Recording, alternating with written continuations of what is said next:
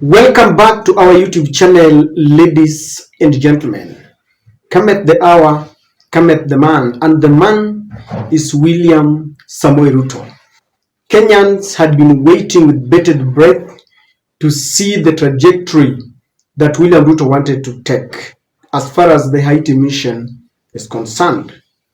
We knew he had received the money for this mission from the US and all the Western countries. We knew it was Biden's agenda. All the threats were coming from Chiariza himself. Ariel Henry was denied landing in his own country, and he was in Puerto Rico. Gangs had invaded government institutions. They had invaded prisons and released those who are jailed. They had taken over the international airport in Haiti, and people were wondering, how are Kenyan policemen going to land if the airport has been taken over? And then it was very shocking that the rebels were eating parts of their fellow human bodies. They were roasting them. Very shocking scenes.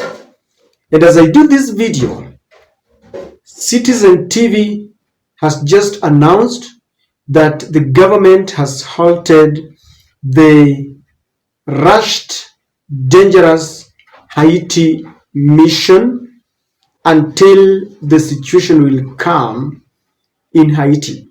Let's listen to Citizen reporter there. And we've just received an update on the situation from Principal Secretary for Foreign Affairs, Dr. Korir Singh-Oei.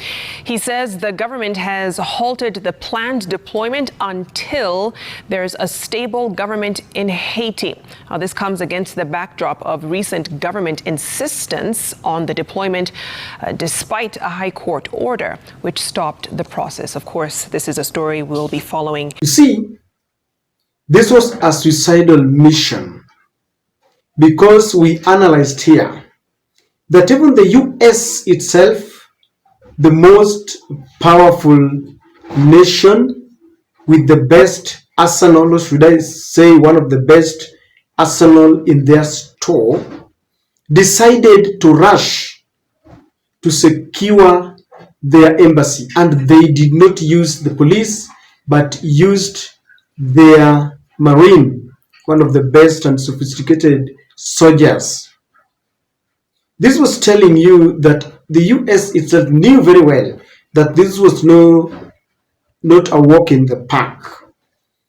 People were asking where the gang leaders are getting their weapons, and that answer is still a mystery, and I speculate that this might be a war between the West and the East, because it is in the public domain that the West was siding with the caretaker government, the makeshift government that was being headed by Ariel Henry, and that only leaves one possibility, that the rebels were being supported by the East. I'm just speculating, because where do they get the guns? And so, ladies and gentlemen, I think this is the best thing that has ever happened, even though people will tell you that they don't trust William Samoei Ruto. This was communicated by Korir Singh-Oei, who is the permanent secretary in the Ministry of Interior, in the Foreign Affairs Ministry. He communicated this. So we are still waiting for the details. As far as we are concerned, the details are still very scanty, but for a permanent secretary to give us that communication, it seems that is the government's position. Let me tell you, in as much as the government was talking tough, I know their intelligence through US told them this was not a very easy mission. It was not a light mission, and many had projected that our soldiers were going to come back in body bags. some of our policemen had chicken out, and I think William Ruto knew very well that this was going to backfire. Some policemen were very ready to resign as a result of this.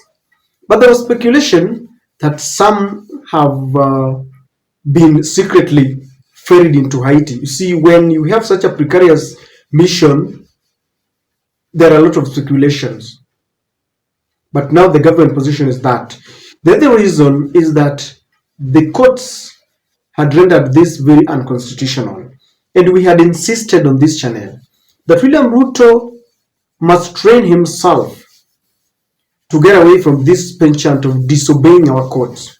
Because his other counterpart, the boss himself, his boss, Joe Biden, respected the decision when the House in the US voted against any attempt of taking policemen to Haiti. And he had to respect that.